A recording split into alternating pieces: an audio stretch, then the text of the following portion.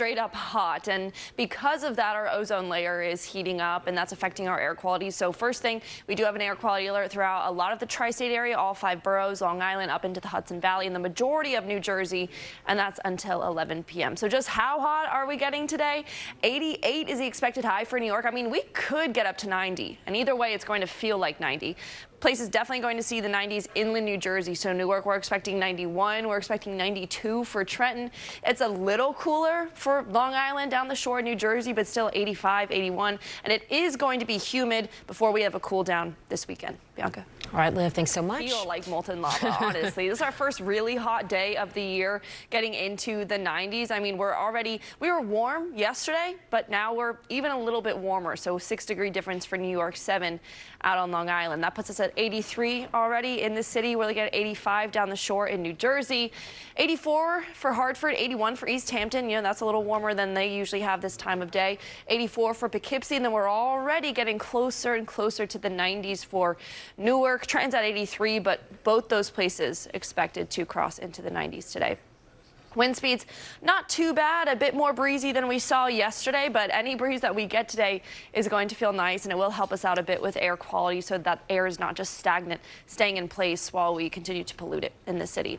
On our satellite radar, it's mostly clear. I think most of today will be sunny and nice, but also not as nice as yesterday because it's more humid, and of course it's hotter as well. Now when we zoom out a bit further, it still does look like, you know, not much coming our way, but there is a chance that we could see a passing shower or two later this afternoon into the evening. So it would be between 3 to 7. It's just a chance. So it's not for certain, but just don't be surprised if you see a quick shower or even a thunderstorm mixed in, again, between the hours of about 3 to 7 p.m. But otherwise, sunny, right? It just kind of comes in a quick line. Not all of us will see rain. Most of us won't see any rain this afternoon, evening, but just have to point that out.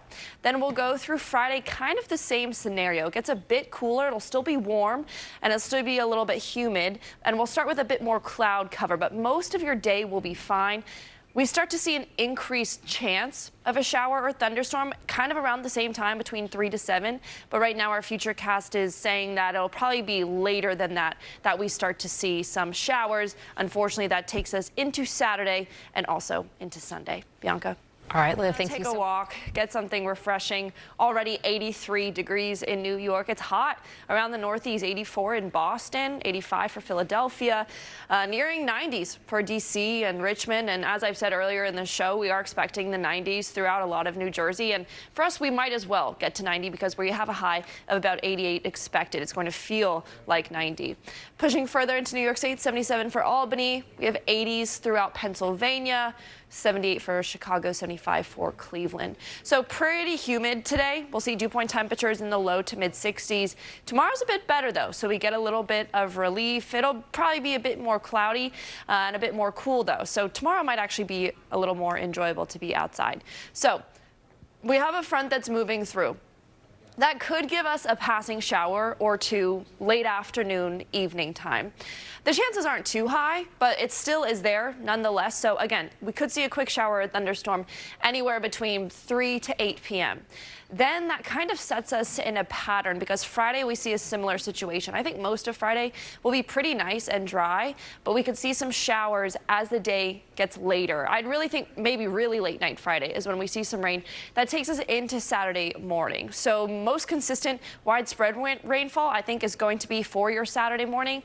But then I think it dries up by about midday. There's a slight risk again for Saturday night, but I really think Saturday morning is going to be wet, then it dries up, but then Sunday comes around and we have some more rain. And it looks like right now, mid-afternoon to evening, but there's still that chance of a stray shower in the morning. So that's kind of what we have the next few days, where we'll have a lot of dry time. It's not a washout by any means, but we still will see some rainfall likely on each day.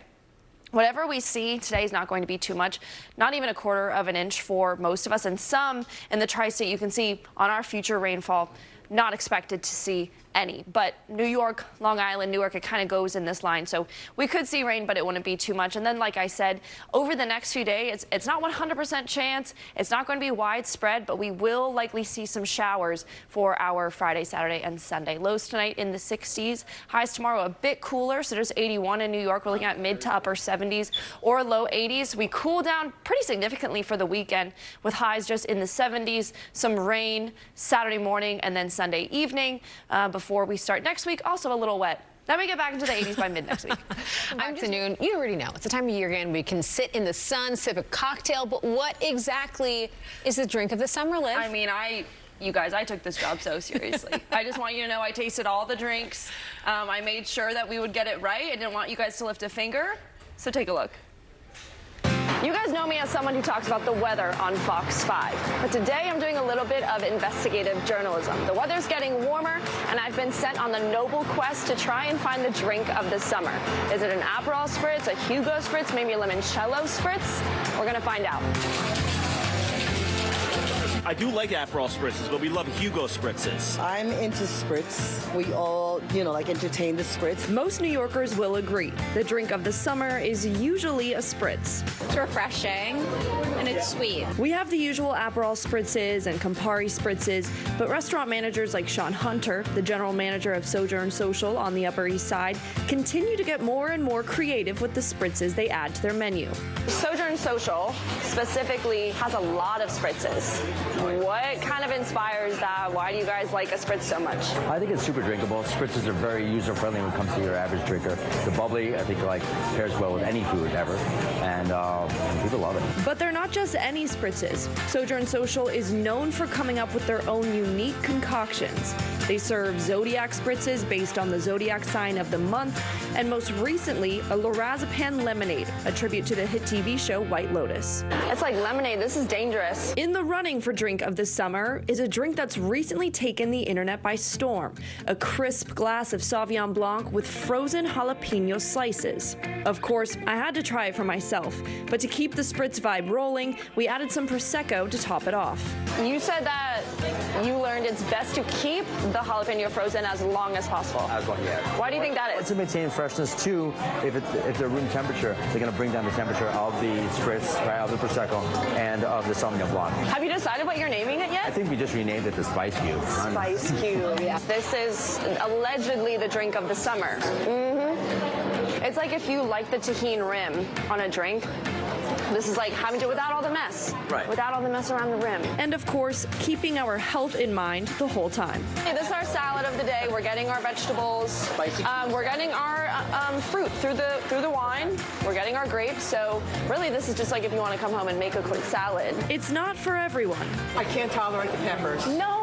It's too hot for me. But others are open to it. I think it's interesting. I mean, I never thought of jalapeno, a vegetable being inside of wine. I don't know. I would have to try it. I've never tried it. I'm down. So you guys would like a little kick? Oh, yeah, absolutely. yeah. Sean says they're already adding the Spice Cube drink to the menu. And if you're feeling skeptical, you just have to take a sip for yourself. Cheers. Liv Johnson, Fox 5 News.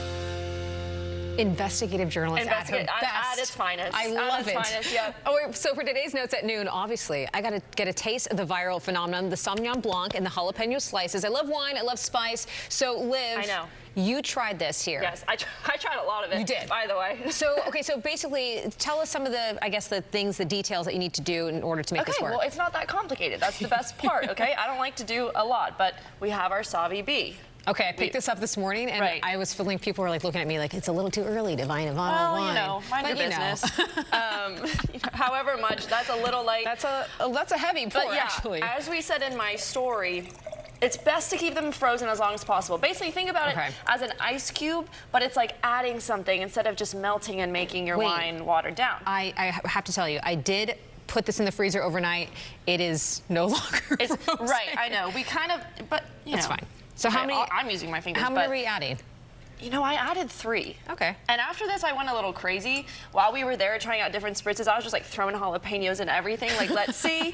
Do we mix it? Having a bit of a chef moment. Well, okay. So another tip is to just we made them, set them aside, then made some other spritzes to let the jalapeno kind of marinate. Okay.